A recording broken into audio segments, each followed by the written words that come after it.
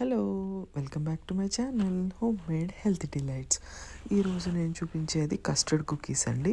నేను ముందు వీడియోలో చెప్పినట్టు కప్ కేక్తో పాటు నేను కుకీస్ కూడా చేశాను.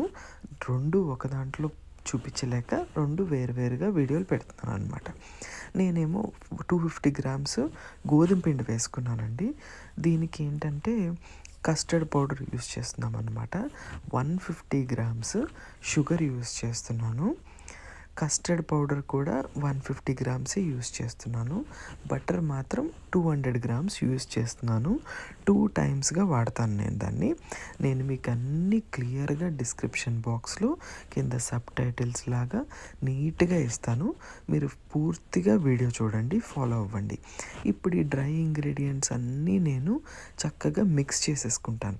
మిక్స్ చేసుకుని ఈ లోపు ఏం చేస్తానంటే బటరు మీకు 200 గ్రామ్స్ అని చెప్పాను కదా, నేను దాన్ని ఏం చేస్తానంటే హాఫ్గా మెల్ట్ చేసుకుంటాను. దాన్ని కరిగించుకుని ముందు పోసుకున్న తర్వాత దీనికి ఈ కస్టర్డ్ కుకీస్కి ఏంటంటే ఒక గుడ్డు కావాలండి. ఆప్షనల్ కాదు, ఒక గుడ్డు వేయండి, టేస్ట్ చాలా బాగుంటుంది.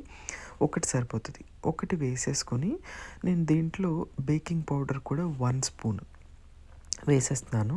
బేకింగ్ పౌడర్ కూడా 1 స్పూన్ వేసేసుకొని వీటిలన్నిటిని నేను మిక్స్ చేసుకుంటాను. నేను దీంట్లో చెప్పే చాలా టిప్స్ ఉంటాయి, జాగ్రత్తగా ఫాలో అవ్వండి. ఇప్పుడు ఈ డ్రై ఇంగ్రీడియంట్స్ అన్నీ ఈ బటర్తోనూ ఆ ఎగ్తోనే మిక్స్ అవ్వాలి. పొరపాటును కూడా మిల్క్ కానీ వాటర్ కానీ ఏది పోసి మీరు కలపద్దు. మళ్ళీ ఇప్పుడు నేను రెండోసారి బటర్ నేను దీంట్లో వేసుకుంటున్నానండి. మెల్ట్ చేసిన బటర్ వేసుకుంటున్నాను. ఇప్పుడు వీటితోనే అవుతుంది. ఎలా అంటే మనకి జస్ట్ మామూలుగా లడ్డూలాగా ఇట్లా పట్టుకోగానే అయితే అప్పుడు మనకి కరెక్ట్గా అంతా సరిపోయినట్టు. చాలామంది ఏంటంటే కొంచెం మెత్తగా కావాలి అని అనుకుంటారు. ఇంకొంచెం బటర్ కూడా వేసుకోవచ్చండి, ఏం పర్వాలేదు. టేస్ట్కి ఏమీ డోకా లేదు, మీకు టేస్ట్ చాలా బాగా వస్తుంది. నేను ఇలా కొంచెం పొడి పొడిగానే ఉంటాయి, ఎక్కువ నెయ్యి ఎందుకు తినడము అని చెప్పి నేను ఇలా చేస్తానన్నమాట. ఇలా నేను రౌండ్గా ఎక్కువ పిండి నొక్కి బాల్స్ చేయొద్దండి.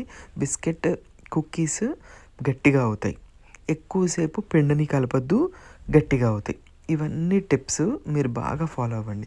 చక్కగా నేను లడ్డూల్లాగా చేసేసుకుంటానండి. కావాలనుకుంటే స్పూన్తోనో ఫోర్క్తోనో దేంతో అయినా చక్కగా నొక్కండి వాటిని, ఏం పర్వాలేదు.